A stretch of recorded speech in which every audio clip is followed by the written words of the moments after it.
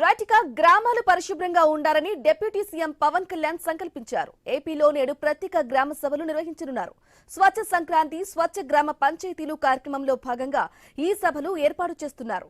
పంచాయతీల్లో శాస్త్రీయ విధానంలో ఘన వ్యర్థాల నిర్వహణను అమలు చేయనున్నారు. చెత్త రహిత పరిశుభ్రమైన గ్రామాలుగా తీర్చిదిద్దే లక్ష్యంతో ప్రభుత్వం స్వచ్ఛ సంక్రాంతి స్వచ్ఛ గ్రామ పంచాయతీలు 2026 ప్రత్యేక కార్యక్రమాన్ని అమలు చేస్తోంది. డిసెంబర్ 26 నుంచి ఈ నెల 4 వరకు అన్ని పంచాయతీల్లో ప్రత్యేక పారిశుద్ధ్య కార్యక్రమాలు నిర్వహించారు. ఈ కార్యక్రమాన్ని ఈ నెల 10 వరకు పొడిగించారు.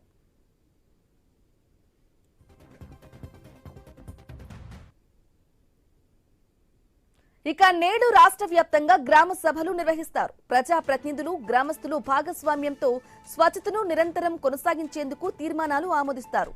ఉత్తమ పనితీరు కనబరిచిన ప్రతి జిల్లాలోని 3 పంచాయతీలను గణతంత్ర దినోత్సవం సందర్భంగా సత్కరించేందుకు ఎంపిక చేయనున్నారు.